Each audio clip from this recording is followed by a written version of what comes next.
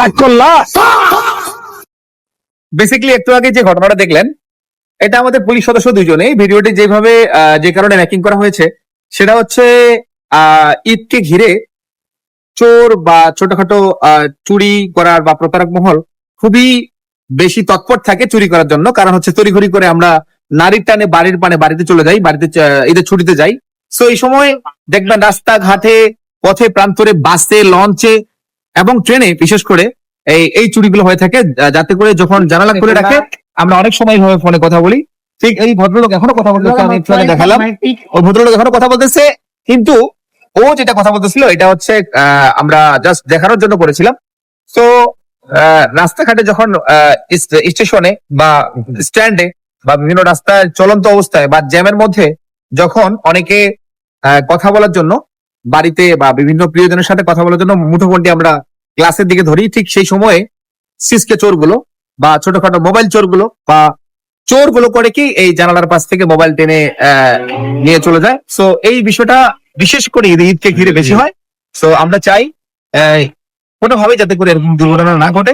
So এই বিষয়টা নিয়ে একজন ড্রাইভার সাহেব, তার সাথে একটু কথা বলবো। আসো ভাই, আসবো। হ্যাঁ, আসেনি। ভালো আছেন আপনি? জি স্যার, ভালো। কি নাম আপনার? আমার নাম রামু শাহ। রামু সাহা। জি। আচ্ছা, আপনি এখানে বসে একটু কথা বলেন। হ্যাঁ, বলেন। মূলত আমি পুলিশ সার্জন। হ্যাঁ, একটা এই যে ঈদকে ঘিরে জি।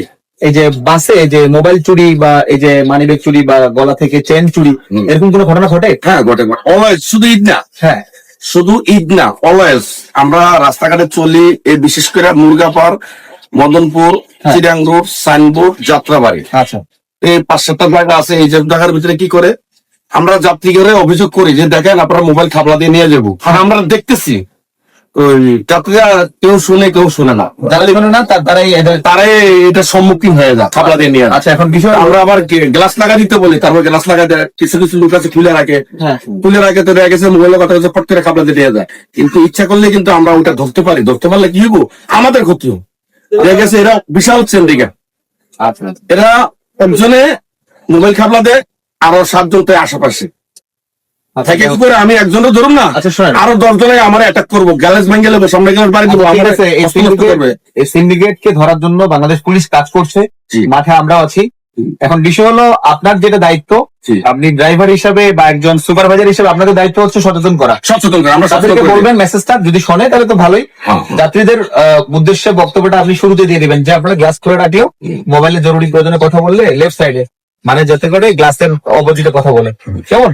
এটা সচেতন করে দিবেন, আপনি আপনার সুপারভাইজারকে বলবেন। আমরা মেঘনা পারলে আমরা সচেতন করে দিই। আচ্ছা, সচেতন করে দিবেন। আর আপনার মুরগাপাড়, মদনপুর, কাশপুর, চিটাং রোড, তারপর হলো যে সাইনবোর্ড, যাত্রাবাড়ি, এইসব এলাকাতে মোবাইল খাবলা দেবে। ঈদের সময় সাবধানে রাইড করবেন, যাতে করে যাত্রীর জীবনের মূল্য কিন্তু অনেক বেশি। ঠিক আছে, ঠিক আছে, ওকে, থ্যাংক ইউ স্যার। ওকে, আপনারা কি যাত্রী? আচ্ছা, আপনাদের জন্য মেসেজ হচ্ছে এটাই, বাংলাদেশ পুলিশের পক্ষ থেকে, মানে আপনারা যেহেতু সচেতন মানুষ, এই মোবাইলে একটু আগে আপনি মনে হয় সম্ভবত বা আরেকজন এই যে রাইট সাইডে কথা বলতেছিল, হ্যাঁ, আপনি এখানে এই অবস্থায় যে অবস্থায় কথা বলছেন, এই পাশ দিয়ে কিন্তু মোবাইল নিয়ে যাওয়া সম্ভব না। সো সবসময় এই যাত্রা পথে চেষ্টা করবেন মোবাইলটা ব্যবহার কম করার, যদি করতেই হয় আপনার গ্লাসের অপোজিটে, যাতে করে আপনার মোবাইলটা না নিতে পারে। ঠিক আছে, প্রত্যেকের ঘরে মা বোন আছে, ওই জানলার পাশে বসে ধরেন জানলা খুলে দিল, গলা থেকে চেন নিয়ে যেতে পারে। সো বি কেয়ারফুল যখন আপনারা রাইড করবেন, আপনাদের সবার যাত্রা সুন্দর হোক, নিরাপদ হোক, আপনারা সবসময় সচেতন থাকবেন আর কি। হ্যাঁ, ঠিক আছে ভাই, ঈদ মোবারক সবাইকে। হ্যাঁ, আসসালামু আলাইকুম।